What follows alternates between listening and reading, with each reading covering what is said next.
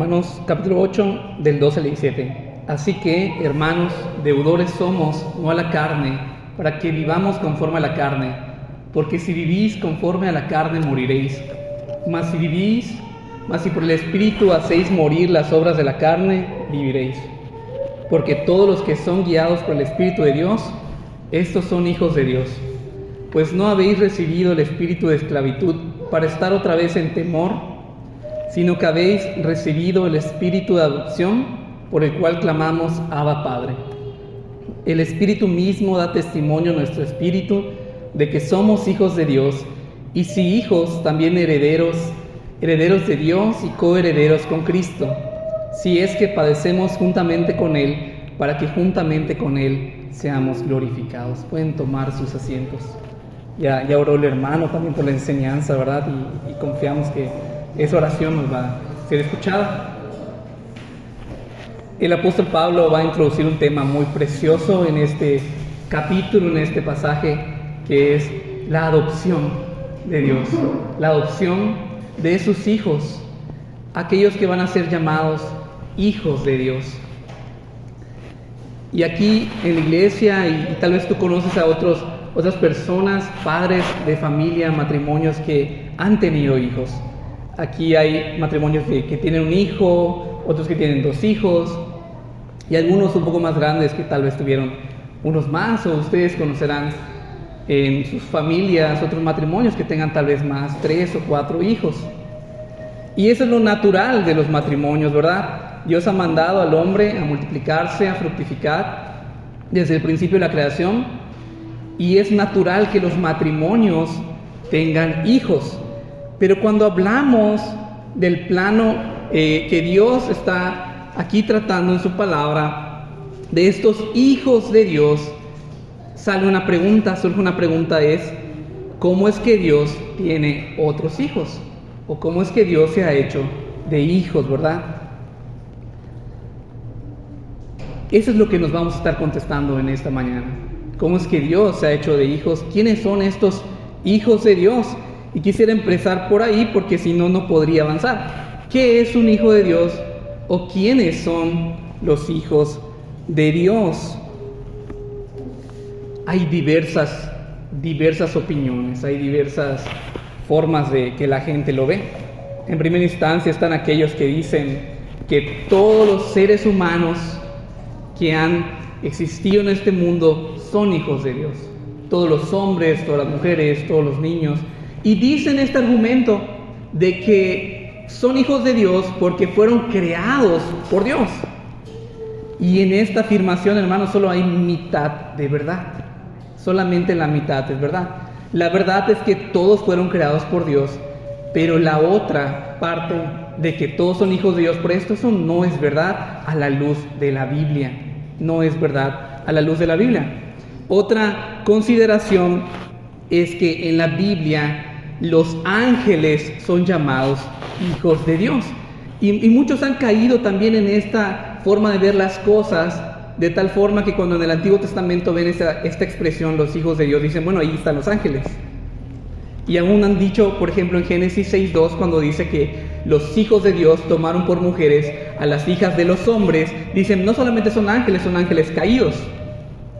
Y hermanos, esto lo hemos pasado por filtros de estudio, ¿verdad? Y hemos llegado a este entendimiento de que no son ángeles, sino que, bueno, no lo voy a adelantar, ahora vamos a continuar. Pero otros dicen entonces que son ángeles. Por ejemplo, en Job también, en 1:6, cuando estos hijos de Dios se presentan delante de Dios. Pero vamos a continuar.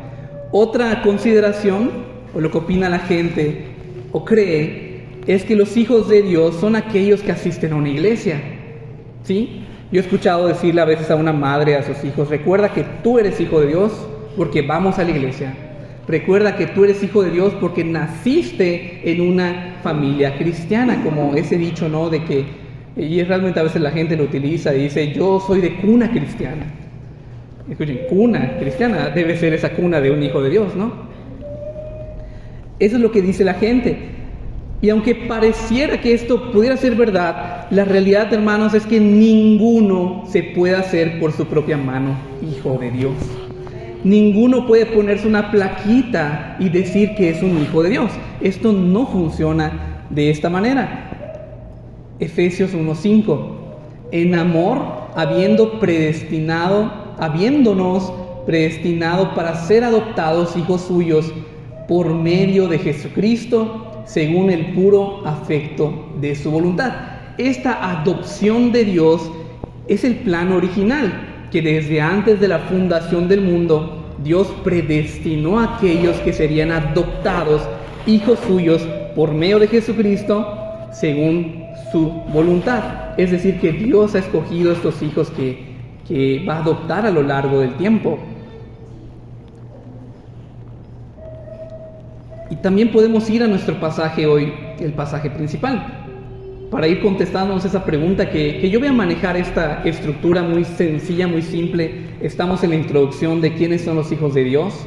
Después vamos a contestarnos cuáles son las evidencias de los hijos de Dios. Después cuáles son los privilegios. Y vamos a terminar con un breve resumen y conclusión acerca de este tema. Y volviendo al pasaje principal, en su versículo 14 y 15, nos dice: porque todos los que son guiados por el Espíritu de Dios, estos son hijos de Dios, pues no habéis recibido el espíritu de esclavitud para estar otra vez en temor, sino que habéis recibido el espíritu de adopción, por el cual clamamos: Abba, Padre. Entonces nuestro pasaje está diciendo que aquellos que son guiados por el Espíritu de Dios, estos son hijos de Dios. Y la forma en el que el apóstol Pablo escribe esta expresión, nos está diciendo que solo los que son guiados por el Espíritu de Dios, son hijos de Dios. No hay otra fórmula, no hay otro método, no hay otra forma de evidenciarlo. Al menos esta es la principal que va a seguir el discurso del apóstol, quienes son guiados por el Espíritu de Dios.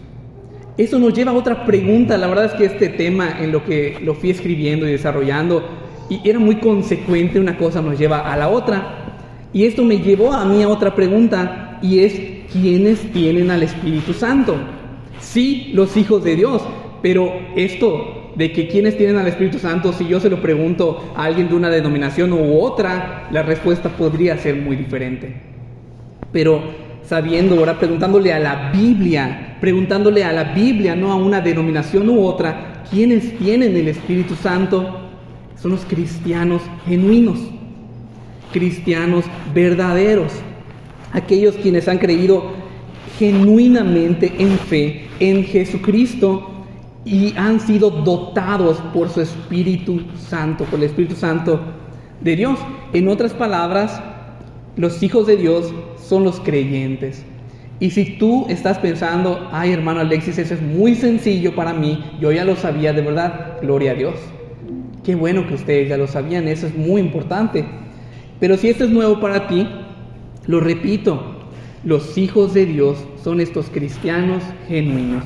No los que profesan fe cristiana, sino los cristianos que genuinamente son guiados por el Espíritu Santo. Y ahorita vamos a desarrollar qué es ser guiado por el Espíritu Santo. Vamos a ver Juan 1:12. Mas a todos los que le recibieron, a los que creen en su nombre, les dio potestad de ser hechos hijos de Dios. Y aquí resalto: a los que creen en su nombre. Y el apóstol Juan en su evangelio, él va a hablar mucho de este pueblo escogido, este pueblo de Dios, de esos hijos de Dios, que genuinamente creyeron en su nombre. Y retomando estos pasajes como Génesis 6:2 o los de Job, en el cual dice que los hijos de Dios se presentaron, alguien podría decir: bueno, ¿y qué pasó con esos pasajes? Hermanos, sigue siendo lo mismo. Esos hijos de Dios son creyentes del Antiguo Testamento. No voy a profundizar en esto, pero por ejemplo en Génesis 6:2, donde decía que los hijos de Dios tomaron por mujeres a las hijas de los hombres, estaban hablando de la descendencia de Set. ¿Se acuerdan quién era Set? Era el hijo que les nació a Adán y Eva después de que Caín matara a Abel. Por otro lado, en contraparte a la descendencia de Caín, eran los pecadores de esos tiempos. Eran las personas, hubo una clara diferenciación entre la descendencia de Caín, que fueron hombres pecadores, hombres que vivieron conforme a sus placeres y llenaron el mundo de pecado, que luego vamos a ver con Noé. Pero la descendencia de Set fue una descendencia que fue guiada por la promesa, que hubo creyentes entre ellos que creyeron en esa promesa de la redención por medio de un Salvador, que sería Jesucristo. En cuanto a los versículos de Job, ahí sí va a haber una controversia, sí va a haber diferentes opiniones y va a concluir la gente en diferentes interpretaciones, hermanos, pero nosotros creemos también que son creyentes redimidos que estaban delante de Dios, porque cuando un creyente muere, parta la presencia de Dios, y no hay algo que nos diga que específicamente son ángeles. Pero repito, va a quedar esta pequeña controversia, aún entre reformados.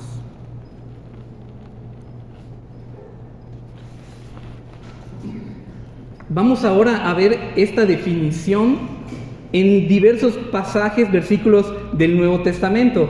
Vamos a Gálatas 3, 25 al 27.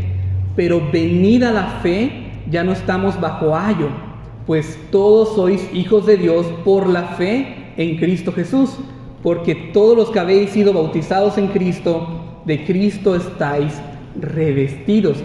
Todos quienes han creído en Cristo por la fe, y aquí pues podría ser lógico, ¿verdad? Genuinamente, no solo de profesar, son llamados, son hijos de Dios.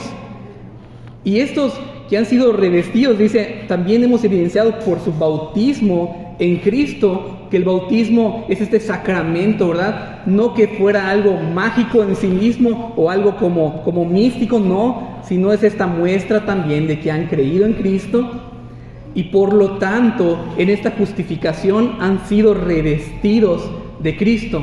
Agrego entonces que los hijos de Dios son también los justificados por la fe. Gálatas 4:6. Y por cuanto sois hijos, Dios envió a vuestros corazones el Espíritu de su Hijo, el cual clama, Abba Padre. Este pasaje es, ¿cuál es esta palabrita? Paralelo, perdón, ya me acordé, paralelo, es una referencia exacta de lo que también está diciendo el apóstol Pablo en Romanos 8. 1 Juan 3, 1 al 2. Mirad cuál amor nos ha dado el Padre, para que seamos llamados hijos de Dios. Por esto el mundo no nos conoce, porque no le conoció a Él. Amados, ahora somos hijos de Dios, y aún no se ha manifestado lo que hemos de ser, pero sabemos que cuando Él se manifieste, seremos semejantes a Él, porque le veremos tal como Él es. No solamente el apóstol Pablo, sino el apóstol Juan nos está diciendo que esta es una realidad presente. Amados, ahora somos, es una realidad presente. Y esta realidad presente nos va también a decir que los privilegios, que más adelante vamos a ver, son privilegios presentes hoy en día para nosotros, para los hijos. Y antes de continuar, me gustaría también aclarar cuál es el término el Hijo de Dios en mayúscula. Cuando veamos el Hijo de Dios, empezando con E mayúscula en el artículo, por ejemplo, en Juan 11:27, cuando Marta sale a recibir al Señor, porque había llegado a verlos después de la muerte de Lázaro, dice, le dijo, sí Señor, yo he creído que tú eres el Cristo, el Hijo de Dios, que has venido al mundo. También Pedro va a utilizar esa expresión, ¿verdad? En otro momento, el Hijo de Dios, en mayúscula. Y ciertamente hay una diferencia entre Cristo como Hijo de Dios y los hijos adoptados, los hijos adoptivos de Dios, que son los creyentes. Porque Cristo es el Hijo natural de Dios. ¿Se acuerdan que yo empecé esta introducción diciendo que hay hijos naturales de los hombres? Esos hijos son seres humanos también nacidos en la carne, nacidos de una forma natural. En este caso, Cristo, podríamos decir o verlo de esta manera, que Cristo es el Hijo natural de Dios, que ha heredado su naturaleza divina. Cristo es Dios el Hijo, y nosotros, o los creyentes, somos los hijos adoptivos de Dios. por medio de Cristo. Seguimos siendo hombres redimidos y Cristo es Dios hombre. Cristo es Dios hombre, este Dios el Hijo que adoptó la naturaleza humana. Y esta diferencia es muy importante porque algunos han considerado entonces que también nosotros somos dioses, ¿no? O pequeños dioses, hablando como si existiera cierta divinidad en el humano, pero no es así. Después de esta pequeña, gran introducción, vamos a pasar en nuestra estructura al siguiente punto, que es las evidencias de los hijos de Dios.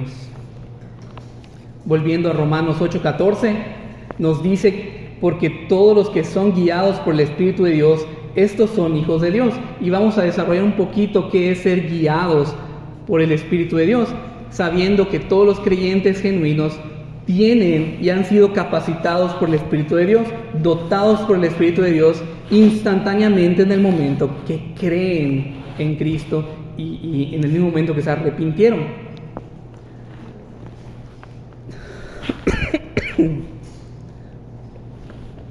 Y realmente cuando empezamos a leer nuestro pasaje no empezamos en el versículo 14, empezamos en el 12, pero vamos a volver al 13. ¿Qué decía el versículo 13? Porque el apóstol Pablo maneja un mismo discurso, él no está saltando, ¿verdad?, temas ni versículos, realmente los números solamente son por practicidad de estudio y que nos lo pusieron quienes editaron la Biblia.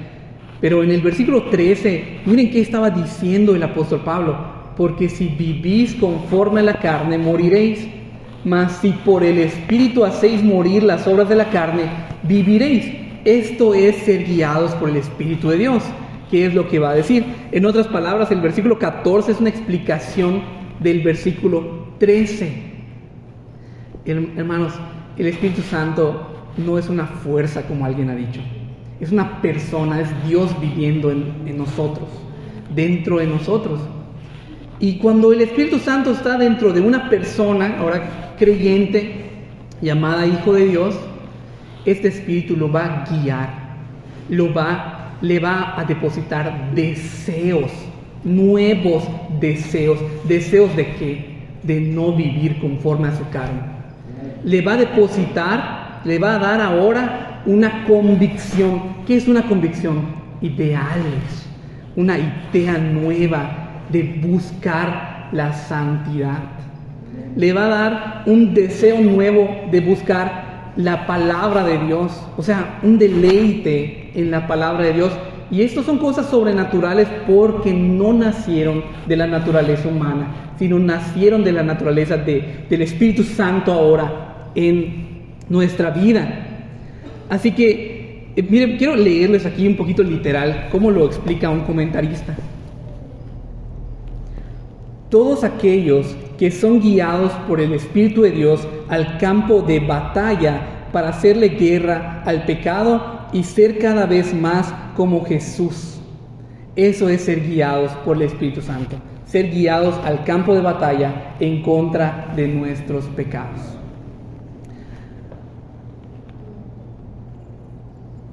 Somos guiados a amar lo que Cristo ama, lo que Dios ama. Esto lo encontramos en su palabra. Y somos guiados a odiar lo que Dios aborrece, lo que Dios odia, lo que Cristo odia.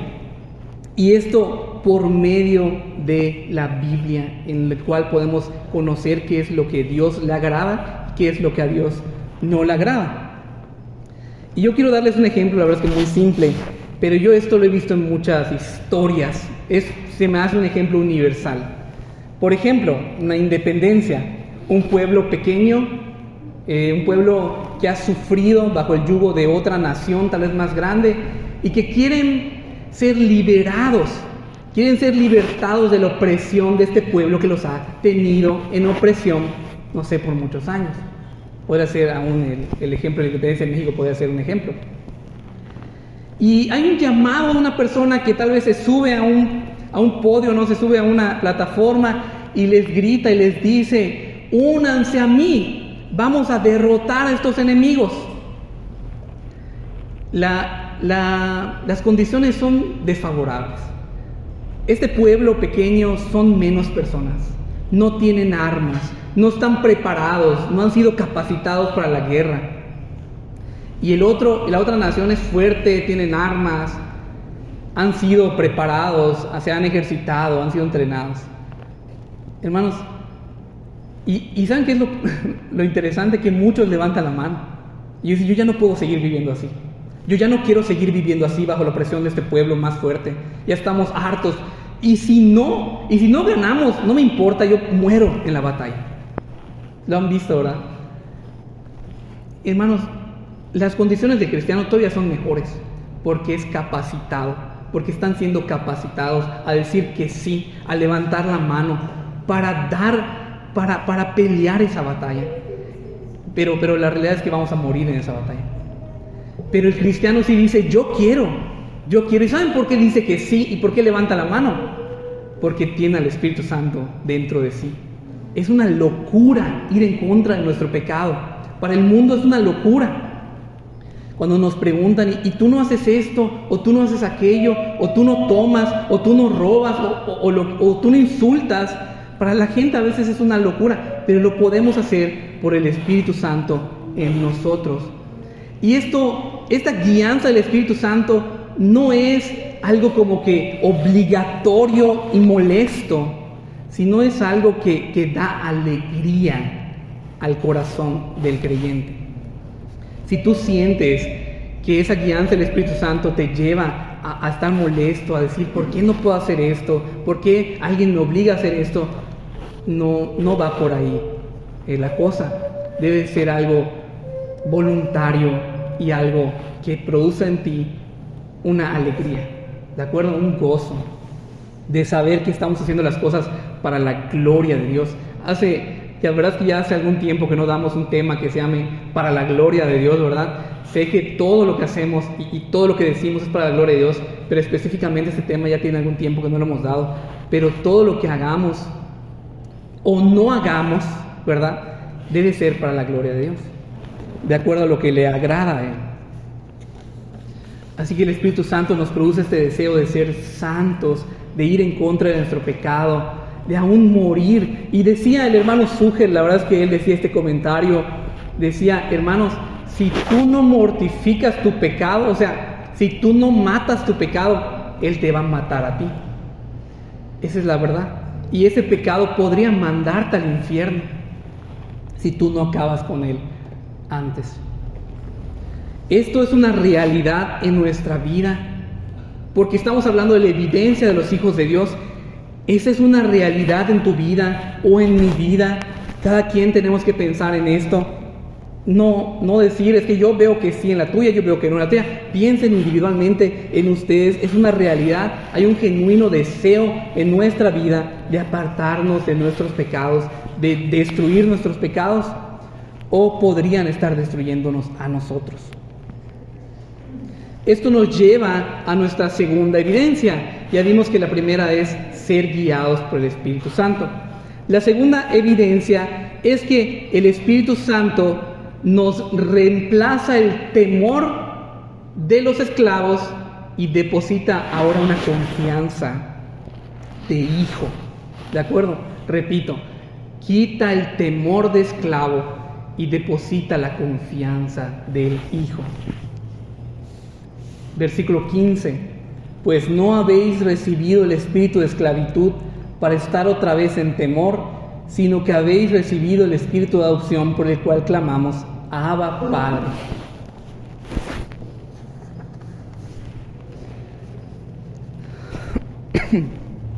Primero que todo, esto igual lo he visto tal vez en películas o en nuestra cultura. Hemos visto estas tipo casa hogar donde hay huérfanos, o no sé cómo albergues, no sé cómo se llama el nombre correcto. Pero yo nunca he visto que les digan estas personas encargadas, les digan a los niños o a los huérfanos, les digan: miren, hoy, como todas las semanas, van a salir a buscar padres. ¿De acuerdo? Tengan cuidado, toquen puerta en puerta y pidan que los adopten. ¿Ustedes lo han visto eso? No, ¿verdad? Yo tampoco lo he visto. Es el adulto o el padre, digo porque podría no tener hijos, ¿verdad? Por eso digo adulto o padre, quien desea adoptar a un hijo o hija. Esto, ¿verdad? Quiero ser también claro.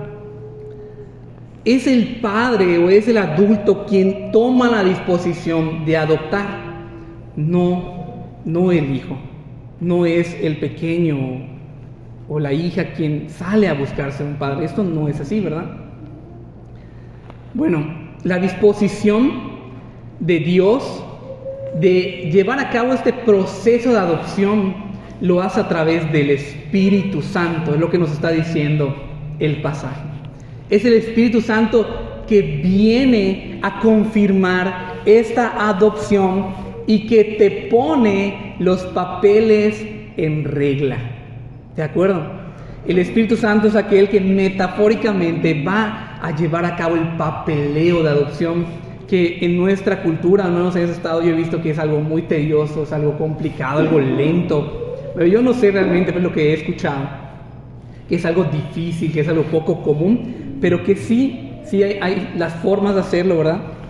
Pero el Espíritu Santo es muy veloz en este papeleo. Es instantáneo en el momento de la fe.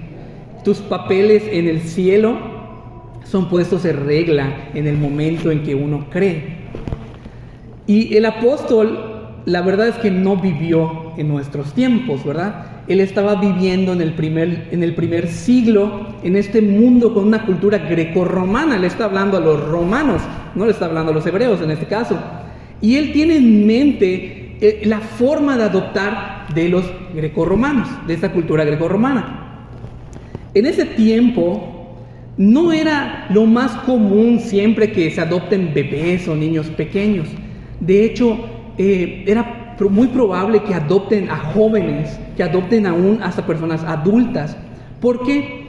Para perpetuar el nombre del ahora padre, para que le pueda heredar su patrimonio. Sí, tenemos que tener también esta idea. Y no solamente el hecho de que eran adoptados bebés. Esta adopción en este mundo grecorromano, todos los privilegios y beneficios del hijo natural también los iba a tener el hijo adoptivo. No iba a haber ninguna diferencia entre lo que reciba, y no solamente en lo que reciba, sino también en el afecto del padre. ¿Sí? Ninguna diferencia entre lo que iba a recibir en cuanto a afecto, en cuanto a amor del ahora padre. Pero el apóstol también está utilizando otro ejemplo. No habéis recibido el espíritu de esclavitud.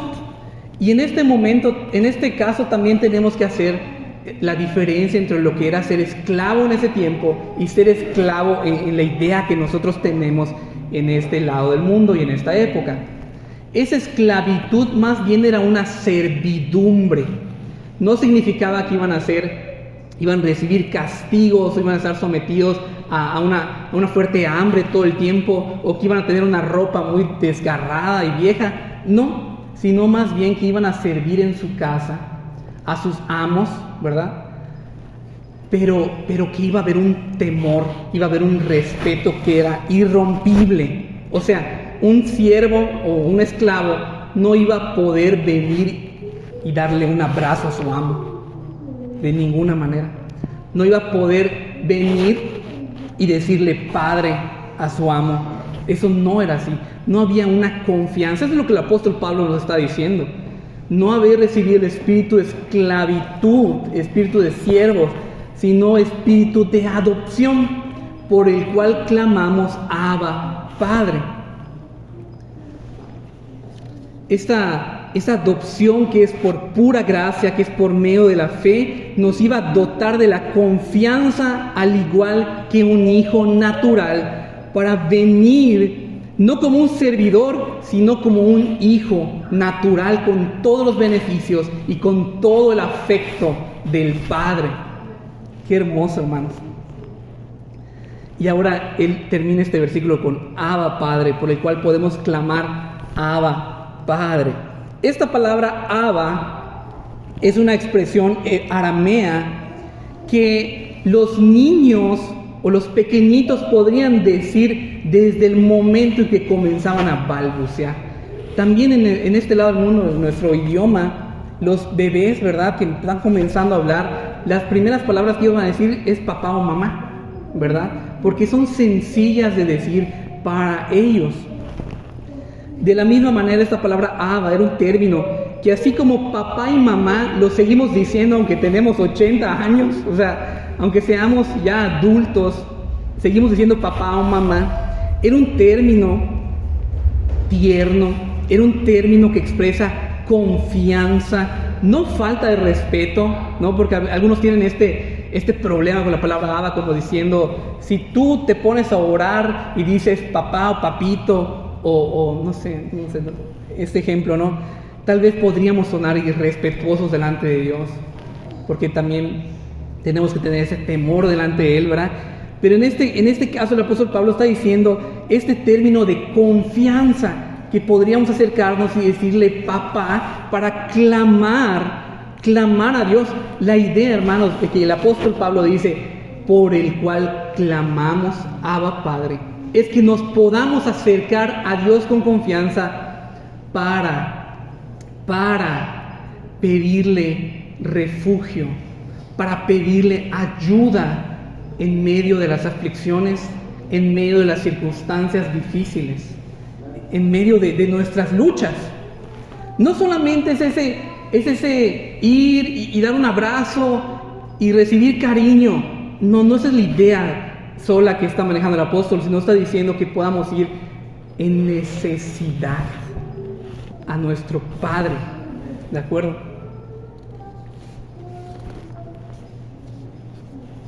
Así que el Espíritu de Cristo, como dice Gálatas 4:6, o el Espíritu Santo, que es el mismo, nos va a mover a clamar con confianza, así como Cristo clamó en los momentos de angustia a su Padre.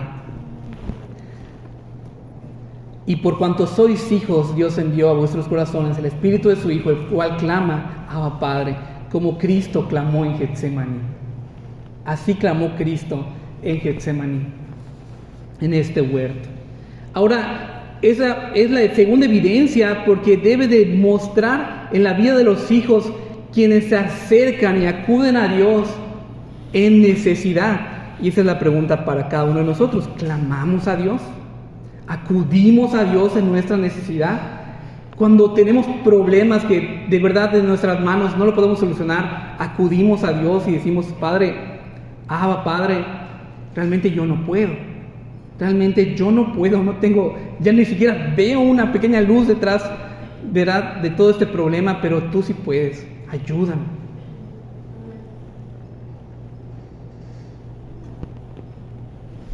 Este clamor surge del corazón redimido, no es tampoco obligatorio, no es mecánico, es algo natural ahora. El Espíritu Santo vino a nosotros para confirmar que esta adopción del Padre, para confirmar que ahora podemos venir con la confianza de los hijos. Y tenemos una tercera evidencia, que es la que va a decir ahora el versículo 16, que el Espíritu Santo le va a dar testimonio a nuestro espíritu de que somos hijos de Dios. Va a haber esta confirmación. Cuando vemos esto, podríamos llegar a pensar de que el Espíritu Santo nos va a hablar, vamos a escuchar una voz, y de verdad que esto a veces es llevado cada vez a un plano más, a veces un poco extraño, no malinterpretado. Por ejemplo, decir, es que yo lo he escuchado en el sonido de las olas chocando con las piedras, o yo lo he escuchado en el sonido del viento y en el cantar de las aves, o yo lo he escuchado como una tierna voz antes de dormir. No, esa es la idea que nos está diciendo. ¿Por qué? Porque está diciendo que el Espíritu que mora dentro de nosotros da testimonio a nuestro espíritu que está dentro de nosotros, en lo más profundo de nuestro ser, de que somos hijos de Dios. ¿De qué manera nos va a dar este testimonio, esta confirmación? Por medio de la obra que está llevando a cabo en nuestra vida, es decir, en las otras dos evidencias que ya vimos. Si tú has notado la labor del Espíritu Santo, la obra del Espíritu Santo de guiarte a la verdad, de convencerte de tu pecado, de guiarte a la santidad, etcétera, lo que yo ya he dicho, puedes tener esta confirmación y ese testimonio del Espíritu Santo, que el Espíritu Santo es este testigo ocular, es ese testigo que sabe que tú eres un hijo de Dios. No es algo tan subjetivo como escuchar una voz, sino es algo en lo profundo de nuestro ser, de que podemos experimentar no solamente la obra, que eso es cierto, ya lo dije, sino también que tú puedas ser convencido de que tú tienes los privilegios y beneficios del Hijo. Y lo quiero explicar un poquito, voy a intentar ser un poquito más claro. A veces, no sé, mientras tú estás leyendo la Biblia, mientras estás cantando los himnos, ¿verdad?, bíblicos, y tú dices, pues realmente yo he recibido ese amor de un padre como hijo. Yo he recibido esa misericordia del Padre como hijo. Yo, siendo un huérfano, tirado en la calle, sin padre ni madre, sin mérito, y yo fui adoptado y recibido como hijo. ¿Sí? Yo creo que en nuestro espíritu está esa fe en lo que yo acabo de decir, en que fuimos recibidos en la casa del Padre.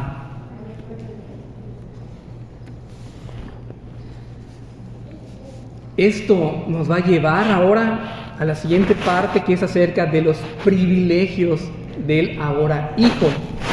Ya vimos entonces la introducción, quiénes son los hijos, ya vimos las evidencias de los hijos, y hermano, realmente hay más evidencias, pero yo me estoy centrando un poco también en nuestro pasaje, si no tal vez no terminaríamos. Y ahora vamos a pasar a los privilegios de los hijos, a los beneficios de los hijos. La idea es que tal vez hasta este punto tú puedas decir y tener esta confirmación de que eres hijo, para que puedas recibir con alegría estos privilegios que yo voy a decir ahora. En primera instancia, y antes de empezar con el primer privilegio de acuerdo al pasaje, yo tengo que decirles que las evidencias en sí mismas ya son privilegios. Y se las quiero recapitular. Recibir al Espíritu Santo es un privilegio, ¿sí? Ser llamado hijo de Dios ya es un privilegio. Ser guiado por el Espíritu de Dios es un privilegio, ¿sí? Poder clamar al Padre diciendo Abba Padre es un enorme privilegio.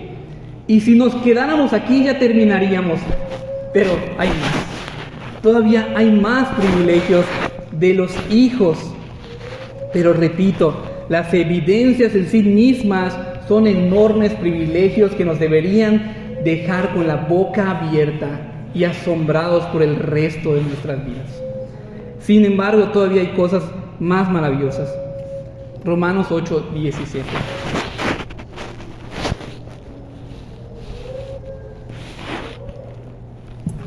Y si hijos, también herederos, herederos de Dios y coherederos con Cristo, si es que padecemos juntamente con Él, para que juntamente con Él seamos glorificados. En primera instancia, viendo este pasaje, podemos ver que el apóstol Pablo está siendo un tanto repetitivo. Él ha utilizado 3 veces la palabra, o basado en la palabra herencia o heredad. Herederos, herederos de Dios y coherederos con Cristo. La idea aquí es que nos haga notar que nosotros no seríamos herederos si no fuera por la herencia de Cristo. ¿Y en qué empiezo con esto? Cristo es el único digno de heredar algo de Dios, porque es el Hijo natural, el Hijo legítimo, el Hijo original, el Hijo divino de Dios. Todo lo que vamos a recibir de Dios es porque Cristo nos va a compartir su herencia. O en otras palabras, es porque vamos a heredar lo que Cristo merece heredar. ¿De acuerdo? Nuestra adopción es por causa de Cristo, entonces nuestra herencia es por causa de Cristo. Vamos a heredar todas las bendiciones que Cristo merece, no que nosotros merecemos, Porque nosotros, por nosotros mismos, no tenemos ningún derecho a heredar nada. Nada. ¿Verdad? Nada de parte de Dios, si no es por la fe en Cristo. Todo depende de nuestra unión con Él.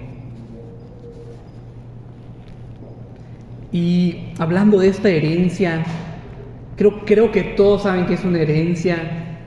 Hay esta broma, ¿no? De que en estas fiestas decembrinas se están peleando por las herencias de los abuelos. A mí la verdad es que sí me da mucha risa esa broma, ¿no? Ese ejemplo que gracias a Dios en mi familia no pasa. Pero la realidad es que una herencia es lo que va a recibir el hijo, los hijos. A veces esta herencia se da aunque los padres no hayan muerto, ¿verdad? Y esta herencia a veces es grande porque conlleva todo lo que los padres han obtenido durante toda su vida. Pero yo lo veo de esta manera. Si éramos huérfanos, si estábamos solos vagándose en este mundo, pecadores sucios, y somos recibidos en casa, la verdad es que yo creo que no estamos pensando en la herencia. Yo creo que el simple hecho de ser recibidos, de tener ahora hermanos, de tener ahora un padre y cariño, o sea, ternura del padre, ya es una cosa maravillosa. Pero realmente hay cosas que vamos a heredar, como ya dijimos. Esto nos lleva a nuestro siguiente punto. El primero era herederos con Cristo. Primer privilegio, aparte de las evidencias, herederos con Cristo. Segundo, disfrutar de la gloria de Dios para siempre. En la cultura general, de este lado del mundo, todos saben el concepto del cielo, ¿verdad? Un lugar después de la muerte, un lugar hermoso donde vamos a vivir para siempre con Dios. Y esto es que sí es la verdad que la Biblia nos dice. Pero yo quiero que ahora notemos que hay algo más maravilloso de solamente decir vivir para siempre con Dios. Es que Dios nos comparta su gloria, como si pudiéramos ver a Dios y ver su gloria, pero más que verla, es disfrutarla para siempre. ¿Saben cuál es la heredad que Cristo va a recibir? La gloria de Dios. O sea, va a heredar a su Padre. Miren qué dice en el final del versículo 17. En las letras en rojo. A ver, desde el si es que padecemos. Si es que padecemos juntamente con Él, para que juntamente con Él seamos glorificados. Ninguna persona no glorificada podrá estar en esa herencia, podrá recibir. Entonces, parte de la herencia es ser glorificados, ser compartidos de la gloria de Dios para poder ser capacitados y estar para siempre con Dios.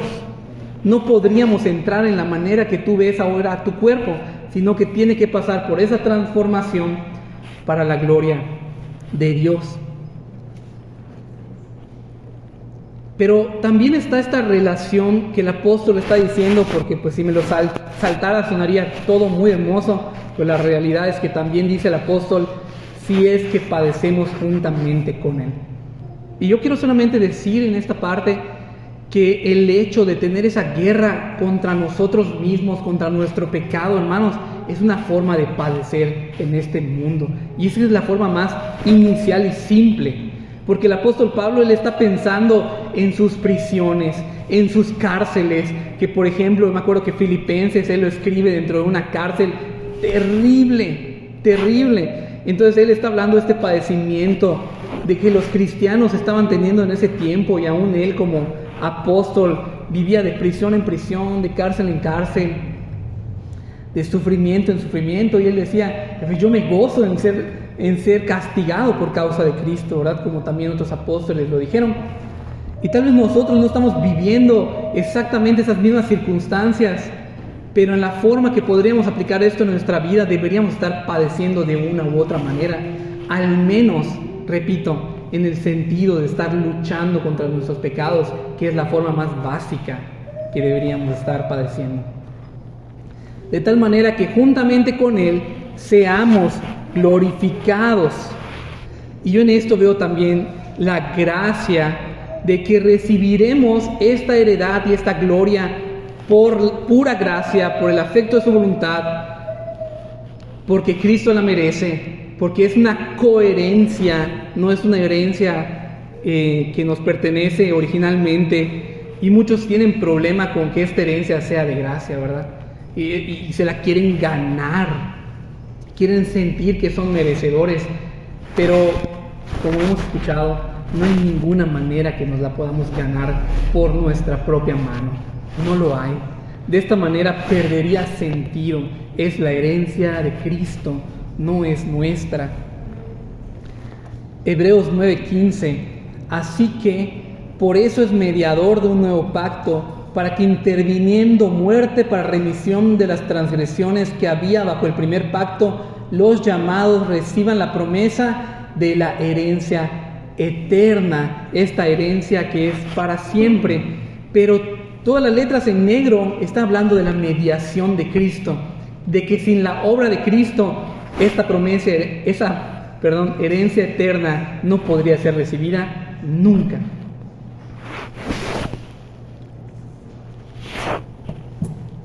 Otro privilegio, recapitulando, es la herencia, la coherencia con Cristo, disfrutar de la gloria de Dios, y siguiente es tener una familia con Cristo. Tener una familia con Cristo, porque no solamente recibimos un espíritu de adopción para poder llamarlo Padre o Abba Padre, sino también recibimos un espíritu de adopción, que aquellos que tienen el espíritu de adopción son nuestros hermanos. Son nuestros hermanos y hermanas. Y la verdad es que este término sí se ha diluido, sí se ha menguado, de tal forma que todo el mundo a veces, pues es también, ¿no? como si fuera por estos modales, ¿no? Y empezamos a decir a todos hermanos, hermanas, pero la realidad es que hermanos y hermanas son aquellos que han recibido el espíritu de adopción. El espíritu de adopción. Y que creen en esta adopción como nosotros la creemos. Lo voy a decir de otra manera. Si una persona, por más de que diga que es cristiana, pero cree en otro mundo de doctrinas que no son las que la Biblia dice, pues no, realmente no es tu hermano. Esa es la realidad. Dice Romanos 8:29, versículos más adelante: porque a los que antes conoció, también los predestinó para que fuesen hechos conformes a la imagen de su Hijo, para que Él sea el primogénito entre muchos hermanos. La realidad es que en el plan de Dios es salvar a un pueblo, salvar a mucha gente, no solamente a personas individuales y personas solitarias. Realmente va a salvar a muchos hermanos que serán hermanos. Ya no estamos solos vagando por la vida. Imagínense que el cristianismo sea individual. Sería una cosa imposible de llevar, ¿verdad? Imagínate que tuvieras que congregar toda tu vida individualmente. Sería algo muy difícil, sería algo muy duro. El cristianismo fue planeado colectivo. Siguiente evidencia, si no me equivoco, es la número 4. Amor del Padre. Amor del Padre. Y esto es un tanto diferente de lo que yo decía de poder llamar a Dios Padre, sino el amor. Primera de Juan 3:1. Mirad cuál amor nos ha dado el Padre, para que seamos llamados hijos de Dios. Por esto el mundo no nos conoce, porque no le conoció a Él. Y el apóstol Juan, uno de los que más escribió acerca del amor de Dios, en más de una ocasión, aún él decía ser el llamado discípulo amado, ¿verdad? Esta palabra, este amor, él va a hablar mucho, pero la verdad es que creo que el apóstol Pablo le ganó en una sola, en dos versículos. Vamos a leerlo. Romanos 8, 38 y 39. Por lo cual estoy seguro de que ni la muerte, ni la vida, ni ángeles, ni principados, ni potestades, ni lo presente, ni lo porvenir, ni lo alto, ni lo profundo, ni ninguna otra cosa creada nos podrá separar del amor de Dios que es en Cristo Jesús, Señor nuestro.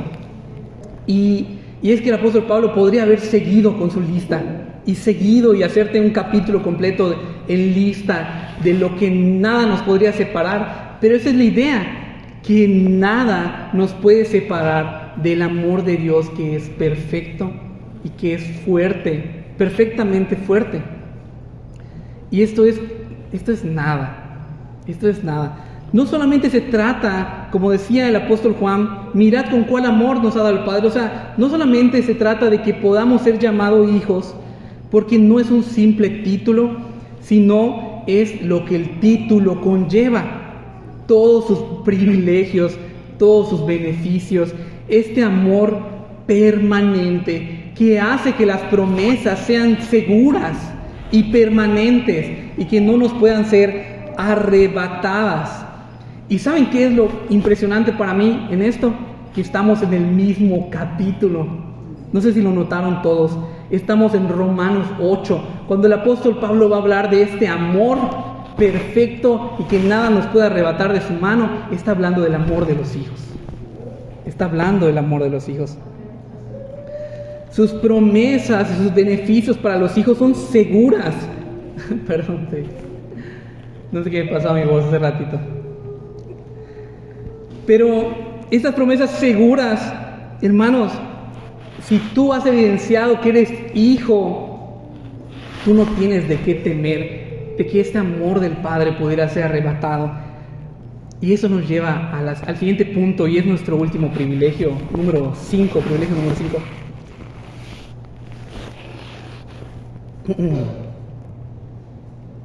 Pero antes de decir este quinto privilegio, recordar que así como la herencia la recibimos por causa de Cristo, el amor también lo recibimos por causa de Cristo. El único digno de ser amado por Dios es Cristo. Como Él es amado, también nos comparte y podemos recibir por causa de Él el amor del Padre. No es un amor solamente místico que Dios nos tiene por ser criaturas o aún por el simple hecho de ser hijos, sino es por causa de Cristo. Ahora sí, privilegio número 5, la adopción irrevocable. En nuestros tiempos y en nuestra cultura, la adopción es vista como algo muy noble. Tú dices, bueno, mira, oye, yo conozco a alguien que adoptó, wow. Y como adultos, yo creo que todos, casados o tal vez no casados, alguna vez nos hemos preguntado si llegaríamos a adoptar, ¿sí? Yo creo que todos nos hemos hecho esa pregunta. Por una u otra razón, tengas hijos o no tengas hijos, porque a alguien abandonaron, bueno, hay 1000 razones. Nos hemos preguntado si llegaríamos a adoptar, ¿verdad? Dice el hermano Jorge que no. Bueno, cuando por una u otra razón una persona adopta un matrimonio, un par de adultos casados, hombre y mujer, ¿verdad? Adoptan, son los más contentos. Porque decía yo que es difícil, que es lento, que es a veces tedioso aquí en esta parte del mundo. Pero cuando esto sucede, los padres son los más contentos, ¿sí? Contentos. Yo nunca he visto que unos padres que adoptaron vayan y devuelvan al niño, devuelvan al bebé. ¿Sabes qué? Siempre no, hace mucho popó. No, yo no lo he visto. Y la verdad es que investigando, eso es posible. Eso es posible, ¿sí? Padres que adoptan podrían devolver al bebé o al niño. Claro, también esto va a ser lento y va a ser tardado y lo que ustedes quieran, pero sí existe la posibilidad de, pues como si se divorciaran del niño, ¿no? Perdón, no tengo la palabra ahorita, de deshacer esta adopción. Pero decía yo que los padres son muy felices, están muy contentos y también quieren recibir este niño como si fuera biológico, aunque no lo es. También lo he visto en estas historias, ¿no? Universales, de que reciben al niño y le dicen, tú vas a ser como nuestro hijo biológico, de tal manera que nunca le dicen que es adoptado. Y a los 50 años se enteran, ¿no? A los 20, no lo sé. Y tal vez no se hace lo más feo del mundo, pero ni siquiera le dicen porque para ellos es como si fuera natural, como si fuera biológico. Estoy hablando de hombres pecadores que no devuelven a sus hijos en la mayoría de los casos.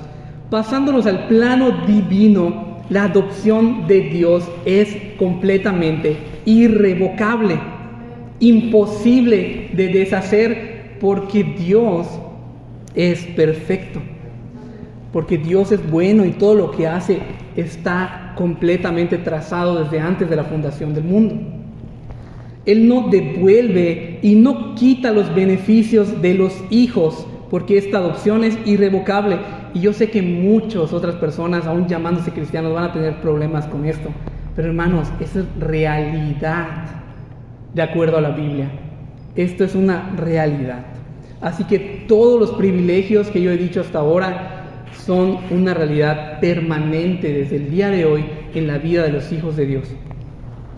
Así yo termino con estos privilegios y quiero ir a esta conclusión, pero parte de mi conclusión es leerles lo que dice la confesión de fe que nosotros hemos adoptado en el capítulo 12 de la adopción. La idea es que podamos contrastar si lo que yo he dicho ahora va de la mano o está sustentado por la Biblia, como yo ya dije, y por lo que nuestros hermanos creyentes desde hace siglos han pensado. Voy a leerlo. A todos aquellos que son justificados, Dios se dignó en su único Hijo Jesucristo y por amor de éste hacerles partícipes de la gracia de la adopción, por la cual son incluidos en el número de los hijos de Dios y gozan de sus libertades y privilegios, tienen su nombre escrito sobre ellos, reciben el espíritu de adopción, tienen acceso al trono de la gracia con confianza, reciben capacitación para clamar Abba Padre, reciben compasión, protección, provisión y corrección como por parte de un padre. Nunca son desechados, sino que son sellados para el día de la redención y heredan las promesas como herederos de la salvación eterna. Amén. Amén. Eso es lo que dice la confesión también, y la verdad es que obviamente me faltó cubrir aspectos, pero no era mi intención en esta mañana. Así que como hijos, y si hemos evidenciado y recibido ese testimonio de que somos hijos, lo que debe haber en nosotros es alegría, gozo. Decimos que no existen los cristianos amargados. No deben existir por más de un ratito, que pudiera haber un enojo tal vez. Debemos alegrarnos, debemos estar seguros de que podamos acudir a Dios, al Padre, con confianza y saber que esas bendiciones, estos beneficios están en nuestra vida hoy. Pero si tú no te has hallado hijo y hay un deseo y hay algo que te está llamando a decir, yo quiero ser hijo, aunque yo dije que esta no es una plaquita que nos ponemos, la realidad es que la manera de ser adoptado es por medio de la fe en Jesucristo, por medio del arrepentimiento y la fe. Así que sí hay una forma que no nace de nosotros, nace de Dios, nace del Espíritu Santo. Pero si tú tienes este deseo, está surgiendo en ti, acércate a Cristo en arrepentimiento y fe y acércate a hablar con alguno de los hermanos y dinos que esto ha pasado en tu vida. Estas evidencias, si la conversión es verdadera, van a surgir naturalmente, no obligatoriamente. Y por último, termino con esto. Quiero recalcar que si nos hemos hallado hijos, hermanos, estos beneficios son seguros, esas promesas son seguras y eternas, y que estamos yendo rumbo al cielo, aunque tú te sientas inmerecedor. Esa es la realidad. Porque este llamamiento a la adopción es irrevocable. Vamos a ponernos de pie.